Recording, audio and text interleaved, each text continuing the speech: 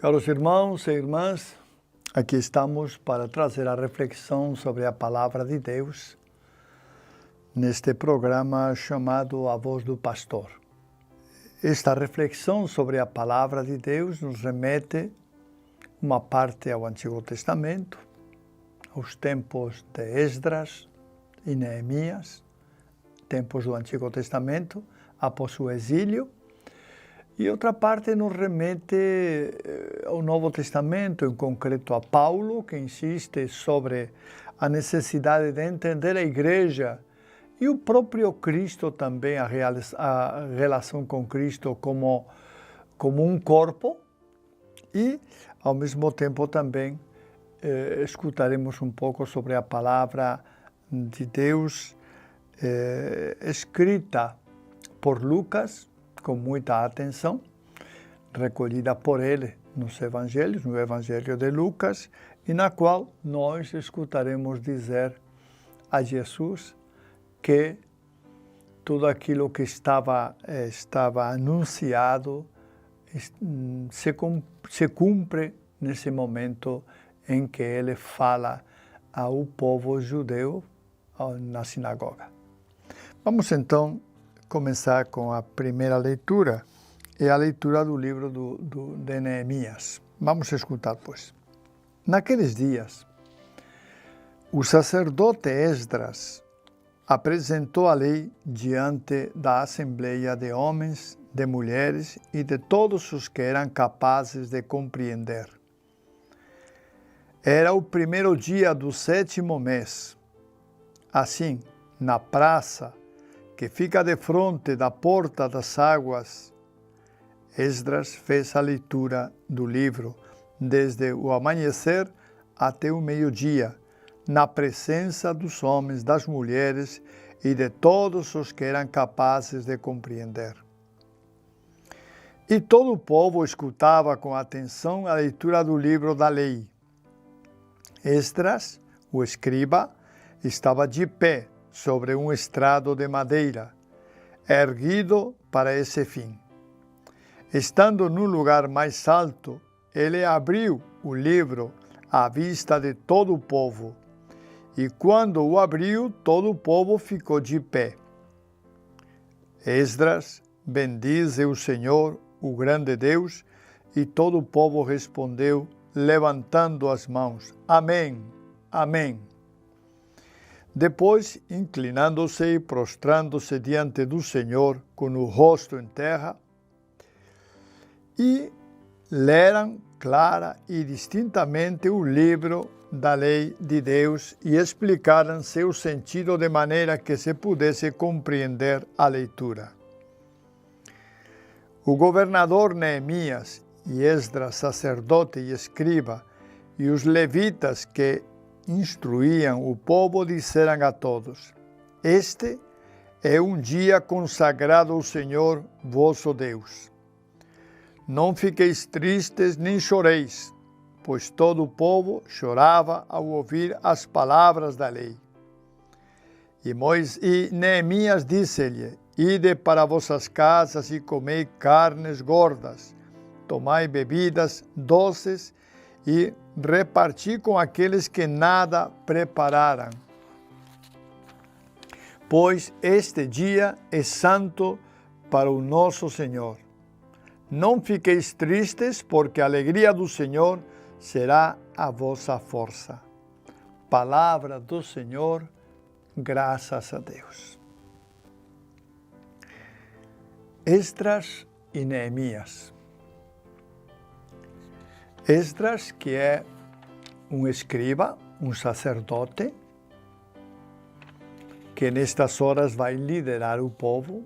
Neemias, que é uma liderança leiga, mas que também vai ajudar a Esdras a fazer com que o povo caminhe. É bom recordar o momento histórico em que o povo se encontra. Veja bem, como já temos comentado algumas outras vezes, o povo judeu ele foi exilado por Nabucodonosor e levado para a Babilônia, onde foi escravizado. levando uma vida indigna. Mas as coisas mudam.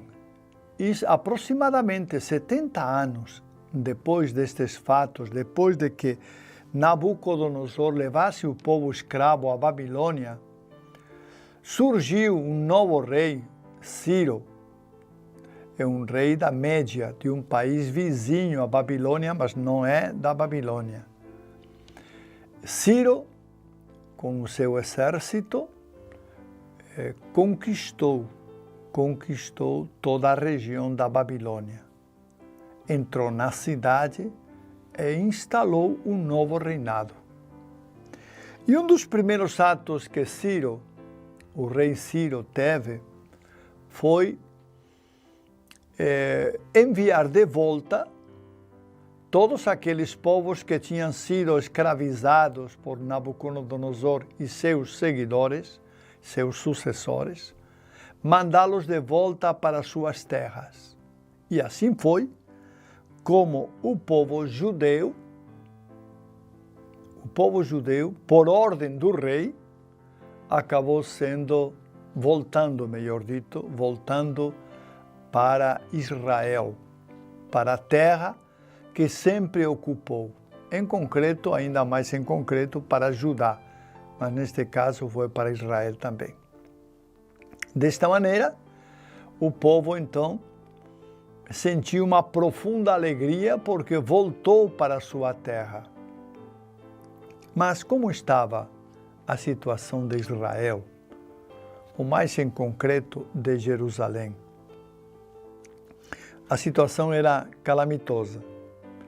O templo fora destruído por Nabucodonosor, tudo que tinha valor dentro do templo tinha sido levado para a Babilônia, inclusive os cálices sagrados. E a situação do próprio templo destruído e da cidade também bastante destruída, as muralhas quase todas derrubadas. Então era uma situação calamitosa. Os 20 primeiros anos, o povo não teve condições de reconstruir o templo e nem boa parte da cidade de Jerusalém. Vai ser mais tarde, a partir do ano 20, que com a ajuda do próprio rei, vão poder começar a reconstruir o templo de Jerusalém, a reconstruir as muralhas da cidade e a cidade em geral. Essa é a situação que se encontrava o povo naquele momento. O povo tinha voltado, mas não tinha condições de reconstruir nada. Mas o entusiasmo do povo não acabara. De fato, Esdras, ele convoca todo o povo para que escute a palavra de Deus. E durante meio-dia, o povo vai escutar as palavras escritas no livro sagrado, para que cheguem, não só pelos ouvidos, passem pelos ouvidos, mas cheguem ao coração. E aquele povo que durante mais de 70 anos fora escravizado e não tiveram condições de obedecer à lei de Deus, aquele povo voltasse para Deus, voltasse a obedecer às leis de Deus, se tornasse um povo religioso. Este é o ambiente em praça pública que Esdras convocou todos os judeus para glorificar a Deus e para ler as Escrituras, e através delas, para que o povo entendesse que Deus era o verdadeiro artífice que os tirou da Babilônia, onde eram escravos. E o povo vai entender assim. O povo vai entender que é Deus que o liberta. Embora com a mediação do rei Ciro, mas é Deus que liberta o povo e que o devolve para a sua terra para que continue a sua vida. E é dessa maneira, então, que o povo vai começar a viver. Na leitura que Esdras faz da palavra de Deus, da mensagem de Deus, há sempre um convite a permanecer fiéis a Deus, a não abandonar o Deus verdadeiro, a permanecer firmes no Deus, a ser fiéis a Deus e a cumprir a sua palavra. Isto que nem sempre o povo vai fazer, mas por parte de Esdras, ele coloca bem claro para o povo como a partir daquele dia se estabelece um novo contrato, uma nova relação com Deus, pela qual Deus se constitui o seu Senhor, o Senhor do povo e o protetor também do povo, como até aquele momento ele tinha protegido. E o povo deve obedecer os preceitos de Deus, os preceitos que estão recolhidos na Bíblia, no livro sagrado. Esta é, pois, a situação em que está o povo. Como vocês podem compreender, este dia é um dia de alegria, é assim que Esdras o comunica ao povo, um dia de profunda alegria, porque a palavra de Deus foi recordada a todos e porque agora o povo tem a possibilidade de seguir essa palavra, de não se desviar do caminho de Deus e de permanecer fiel àquele compromisso adquirido por Deus pelos seus pais,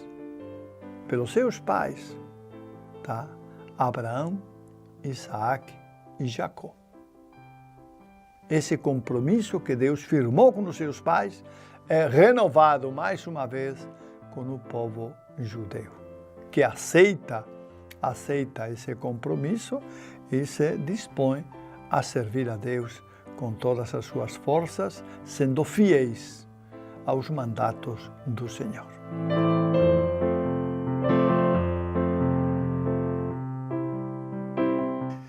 Vamos escutar agora a leitura de hoje. Na verdade, está pensada em dois textos. Um texto mais comprido, os dois textos são da carta de São Paulo aos Coríntios, mas um dos textos é bem mais comprido e o outro é bem mais curto. Como a liturgia nos permite escolher um dos textos, vamos escolher o texto mais comprido para esta reflexão. Leitura da primeira carta de São Paulo aos Coríntios. Irmãos, como o corpo é um, embora tenha muitos membros, e como todos os membros do corpo embora sejam muitos, formam um só corpo, assim também acontece com Cristo. De fato, todos nós, judeus ou gregos, escravos ou livres, fomos batizados num único Espírito para formarmos um único corpo, e todos nós bebemos de um único Espírito. Com efeito, o corpo não é feito de um membro apenas, mas de muitos membros. Se o pé disser, eu não sou mão, portanto não pertenço ao corpo, nem por isso deixa de pertencer ao corpo. E se o ouvido disser, eu não sou olho, portanto não pertenço ao corpo, nem por isso deixa de pertencer ao corpo. Se o corpo todo fosse olho, onde estaria o ouvido? E se o corpo todo fosse ouvido, onde estaria o olfato? De fato, Deus dispôs os membros e cada um deles no corpo como quis. Se houvesse apenas um membro, onde estaria o corpo? Há muitos membros e, no entanto, um só corpo. O olho não pode, pois, dizer à mão, não preciso de ti. Nem a cabeça pode dizer aos pés, não preciso de vós. Antes, pelo contrário, os membros do corpo que parecem ser mais fracos, são muito mais necessários do que se pensa. Também os membros que consideramos menos honrosos, a estes nós cercamos com mais honra, e aos que temos por menos decentes, nós os tratamos com mais decência. Os que nós consideramos decentes não precisam de muito de cuidado especial, mas Deus, quando formou o corpo, deu maior atenção e cuidado ao que nele é tido como menos honroso, para que não haja divisão no corpo e assim os membros zelem, igualmente uns pelos outros. Se um membro sofre, todos os membros sofrem com ele. Se é honrado, todos os membros se regozijam com ele. Vós todos juntos sois o corpo de Cristo e individualmente sois membros desse corpo.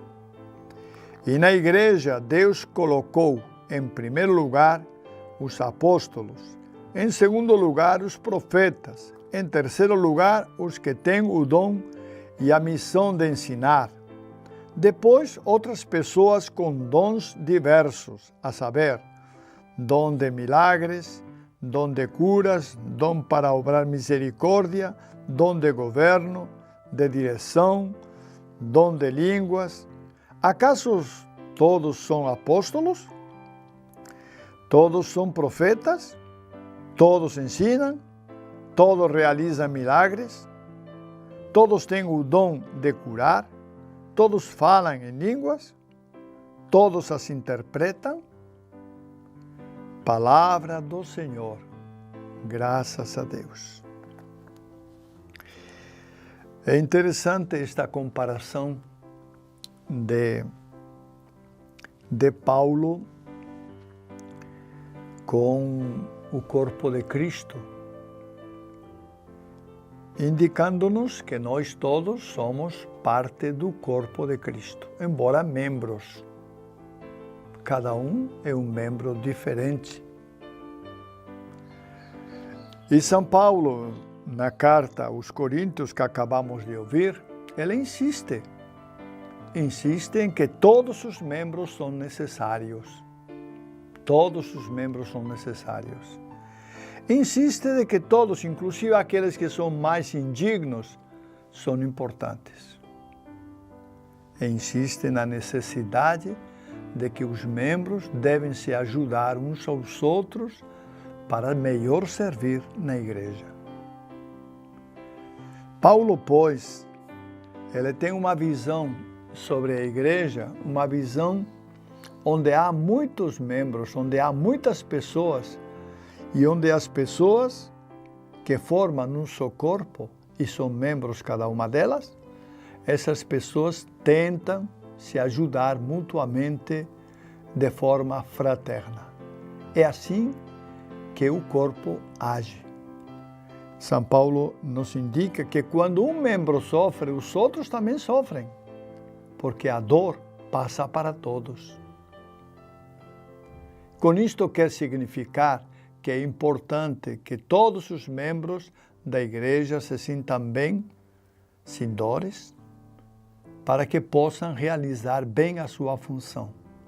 Cada um a sua missão, o pé para andar, a mão para tocar e assim por diante. Todos os membros são chamados a realizar essa missão na igreja. Todos os membros. Paulo, inclusive, chega a afirmar que nem todos são chamados a fazer as mesmas coisas. Cada membro tem a sua atividade específica. A mão tem uma atividade concreta, mas o pé é diferente. O pé serve para andar, tá? E assim por diante, todos os membros do nosso corpo, inclusive a cabeça também, como membro, todos os membros têm a sua missão específica e concreta. E para que o corpo funcione bem, é necessário que todos os membros realmente também funcionem bem. sejam capazes de desenvolver as suas atividades de forma correta e em sintonia com os outros membros. Este ensinamento de Paulo sobre o corpo humano, tendo como base o corpo humano, é um ensinamento com muita sabedoria, porque efetivamente na prática nós descobrimos que quando um membro sofre, os outros sofrem. Quando dói no meu braço, o corpo todo sente a dor.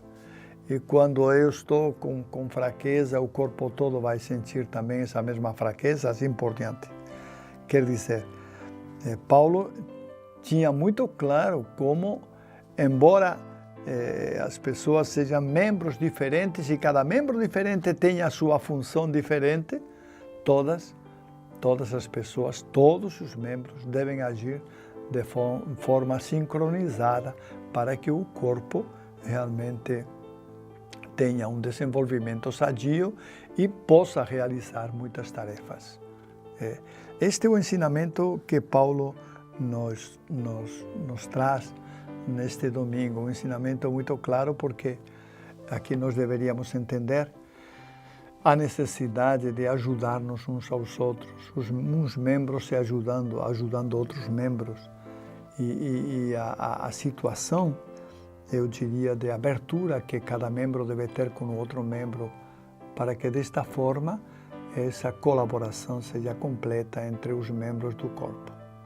E como o próprio Paulo diz, como é que agora uma mão vai dizer que não faz parte do corpo, ou vai dizer que um olho não faz parte do corpo e, portanto, não vai contribuir, não vai colaborar. Não. O corpo todo, com todos os seus membros, colabora nas atividades que o corpo humano tem. E colaborando nessas atividades, é possível, então, ao ser humano, que tem esse corpo, é possível realmente desenvolver diversas tarefas e levar a cabo muitos trabalhos. É um convite a todos nós a entender que funcionamos como um corpo, onde se um falha, todos falhamos. Se um sofre, todos sofremos. Se um não está afinado, todos estamos desafinados. Essa é a mensagem fundamental de Paulo, aos cristãos de Corinto, que tinham dificuldade para entender este trabalho conjunto de constituirmos um corpo onde todos contribuímos e onde todos trabalhamos e onde todos nos sentimos unidos. A divisão estava um pouco presente na comunidade e por isso Paulo insiste sobre esta função do corpo e a necessidade de que todos os membros se sintam membros, contribuindo, colaborando, porque desta maneira, sentindo-se membros, é que eles podem desenvolver bem as suas tarefas.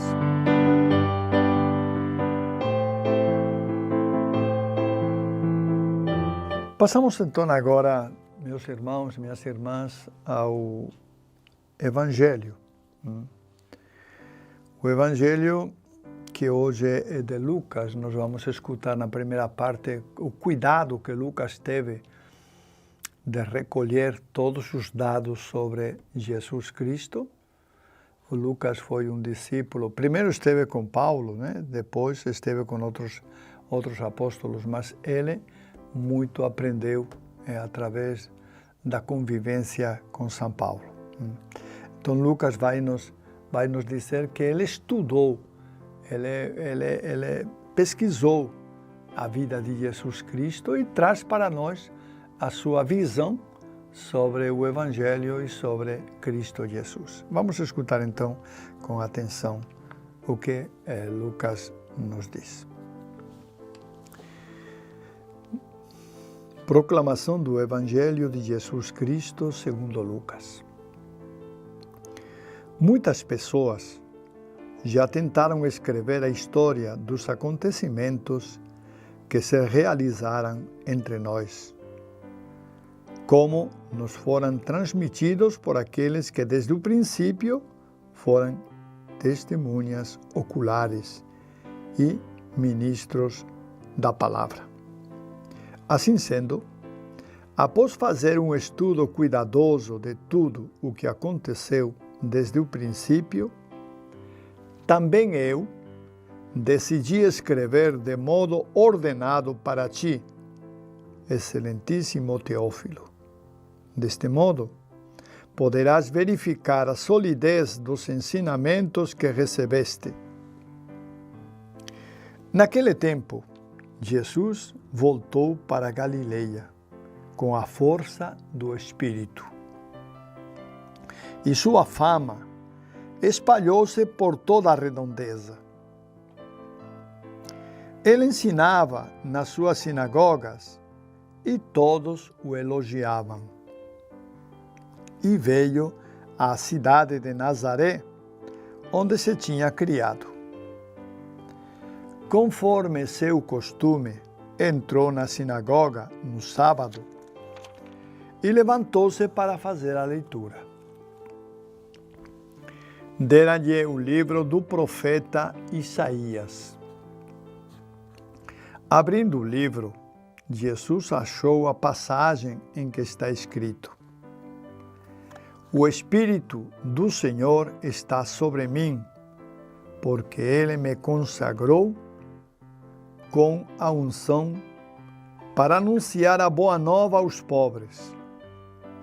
Enviou-me para proclamar a libertação dos cativos e aos cegos a recuperação da vista, para libertar os oprimidos e para proclamar um ano da graça do Senhor. Depois fechou o livro, entregou-o ao ajudante e sentou-se. Todos os que estavam na sinagoga tinham os olhos fixos nele. Então começou a dizer-lhes: Hoje se cumpriu esta passagem da Escritura que acabastes de ouvir. Palavra da salvação. Glória a vós, Senhor.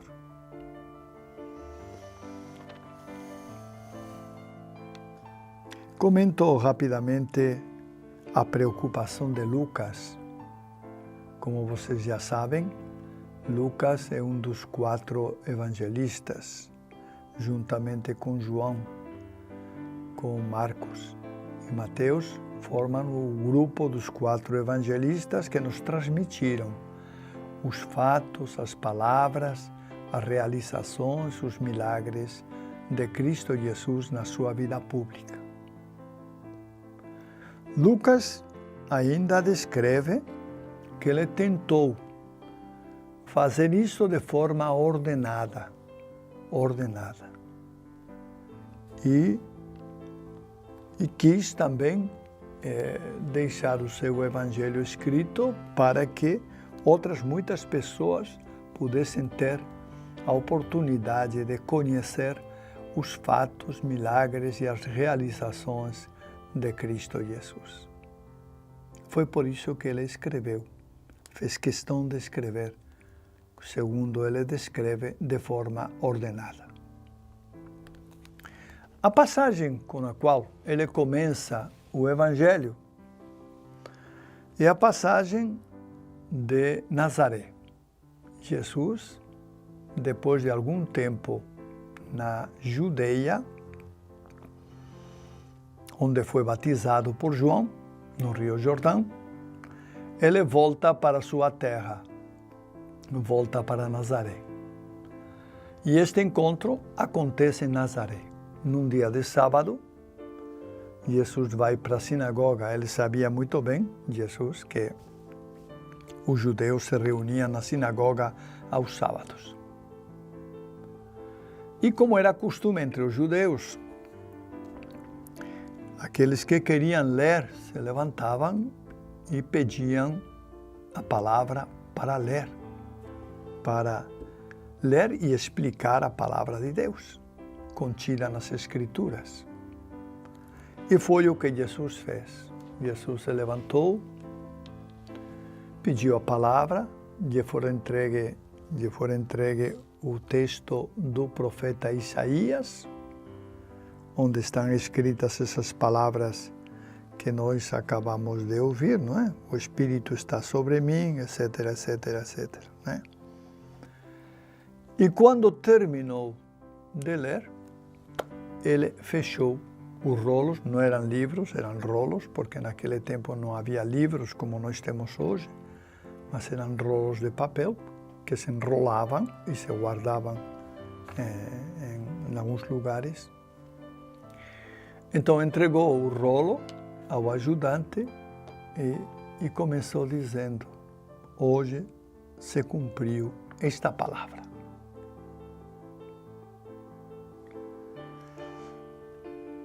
A palavra de Jesus é sobre um texto do profeta Isaías, no qual Isaías profetiza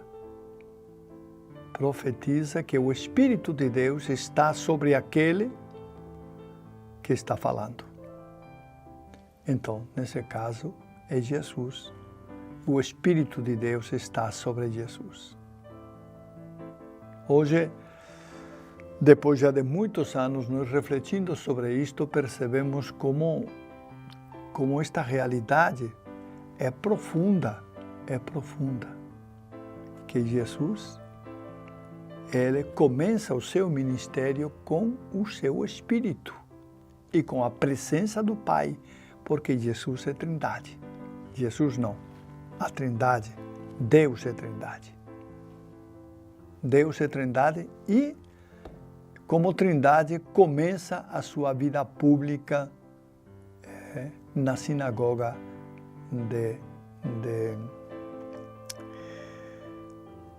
da sua cidade. Tá? Então, é dessa maneira que Jesus vai começar a sua vida pública. É dessa maneira. Diz que todo mundo estava com os olhos fixos nele, mas esperavam alguma outra coisa. A leitura de hoje, ela termina, se não estou mal lembrado, termina no versículo 20. Mas a leitura continua. E é interessante porque depois de Jesus ter falado estas coisas, e o povo ter ficado admirado da sabedoria de Jesus, enfim.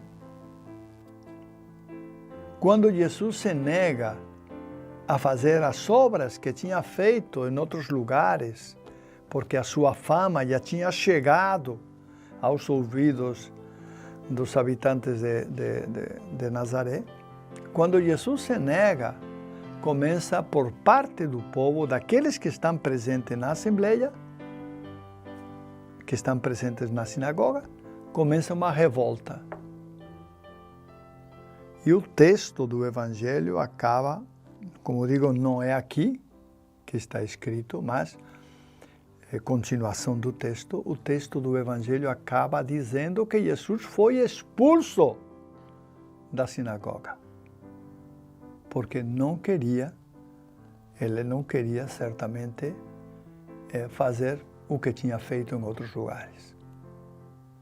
Os nazarenos se sentiam, digamos assim, com autoridade para exigir de Jesus que fizesse também os portentos e milagres que tinha feito em outro lugar, que fizesse também em Nazaré.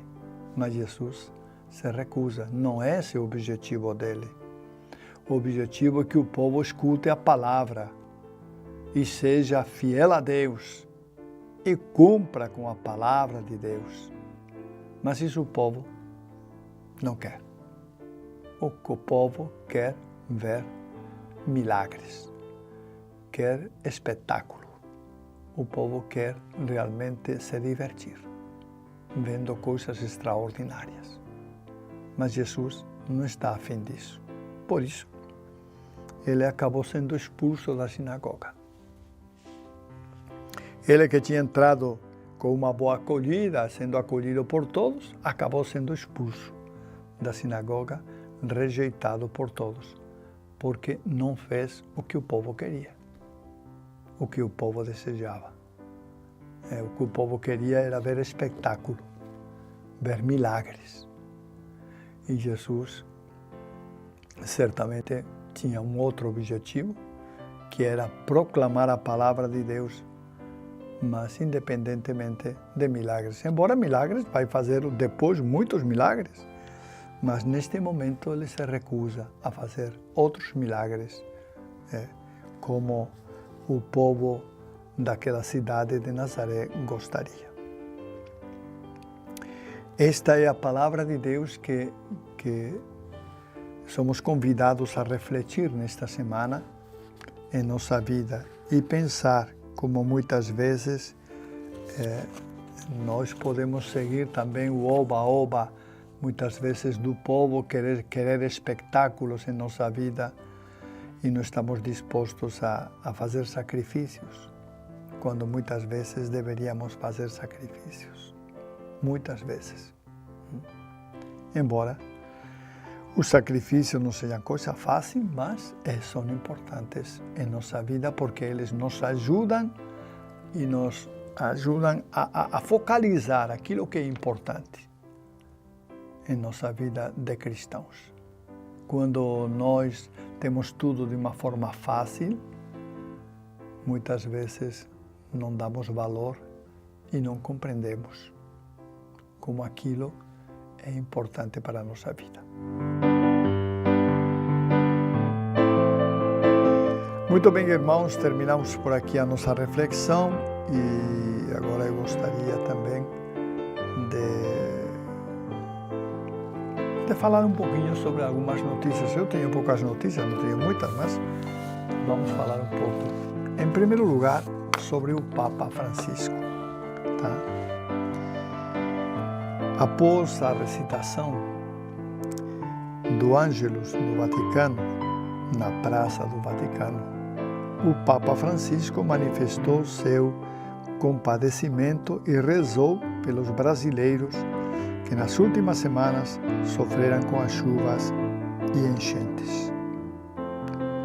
Como vocês já têm ouvido, já têm acompanhado pelos meios de comunicação, especialmente no estado da Bahia, as chuvas foram muitas, grandes e inundaram não só os campos, mas também as casas, as moradias das pessoas, de maneira que muita gente se viu obrigada a sair das suas casas, abandonar as suas casas e procurar acolhida em outros lugares. O Papa rezou especialmente pelas famílias e vítimas fatais e por todos aqueles que perderam suas casas por causa das fortes enchentes e chuvas. Manifesto, disse ele, minha proximidade às pessoas afetadas por chuvas fortes e inundações em diferentes regiões do Brasil nas últimas semanas. Rezo em particular pelas vítimas e suas famílias e por aqueles que perderam suas casas. Que Deus ajude os esforços daqueles que estão prestando socorro, disse o Papa Francisco. Os estados de Minas Gerais e da Bahia foram os mais atingidos e nos quais há 50 mortos confirmados. A população de várias cidades, a população perdeu suas casas e enfrentou dificuldades com a precariedade das infraestruturas. A Caritas Internacional está trabalhando com a Caritas brasileira para ajudar a população afetada. Os Estados Unidos e a União Europeia também se movimentaram com ajuda. Ao todo foram enviados 1 milhão de euros da União Europeia para cobrir as necessidades urgentes, tais como fornecimento de água potável, alimentos e abrigo para os necessitados.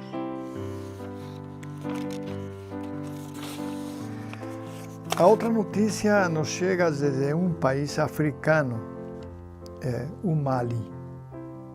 É um país muçulmano onde realmente impera a lei muçulmana, tá? E no dia 7 de fevereiro de 2017, exatamente vai completar 3 anos, quase 4 anos. Um grupo de guerrilheiros muçulmanos afiliado ao Al-Qaeda sequestrou a irmã Glória na cidade de Carangaço, a 400 quilômetros da capital Bamako. Em outubro de 2021, ela foi libertada. Ela passou quase 4 anos, 3 anos e pouco. Atualmente, na sua terra natal, desde novembro passado, a religiosa se recupera no convento de sua congregação, a comunidade dos franciscanos de Maria Imaculada. Em entrevista à instituição Ajuda à Igreja que Sofre, a irmã Glória disse ter vivido seu sequestro como uma forma de êxodo, uma oportunidade que Deus lhe deu para examinar minha vida.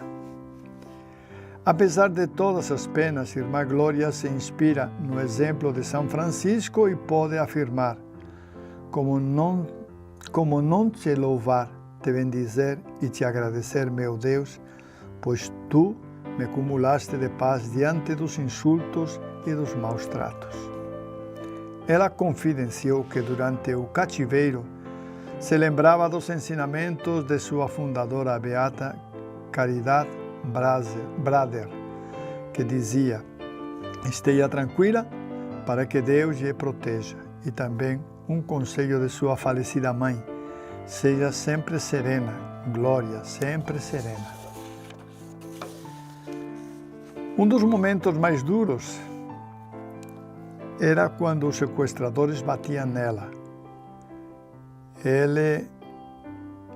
Ela sofria com resignação, mas não desejava o mal para os bandidos. A religiosa conta que um dia um dos chefes do grupo começou a insultá-la e agredi-la e disse de maneira muito grosseira que ia colocar o Deus da irmã Glória à prova. Vamos ver se Deus vai te tirar daqui. Irmã Glória narra que se aproximou dele e falou com muita seriedade: por favor, escute, chefe. Mostre mais respeito por nosso Deus. Ele é o Criador e me magoa que você fale assim dele. Os sequestradores se olharam e concordaram que não deviam falar dessa maneira com Deus. Eles também pediam que ela usasse roupas islâmicas e que repetisse trechos e orações do Corão. Porém, a irmã Glória não hesitava em afirmar a fé católica, mesmo que isso lhe custasse a vida. A religiosa descreve que sentiu especialmente a proteção de Deus e de Nossa Senhora quando um dos sequestradores quase lhe cortou as veias, mas um outro o impediu. Ou quando uma serpente passou várias vezes no lugar onde a freira estava. As irmãs franciscanas de Maria Imaculada estão presentes no Mali há 25 anos. As religiosas se ocupam, em particular, da alfabetização e educação das mulheres naquele país. Apesar de esta irmã estar dando a sua vida naquele país, algumas vezes, como este caso, a retribuição não é, digamos, muito de acordo com o que se esperaria. Vamos, pois, pedir a Deus que abençoe também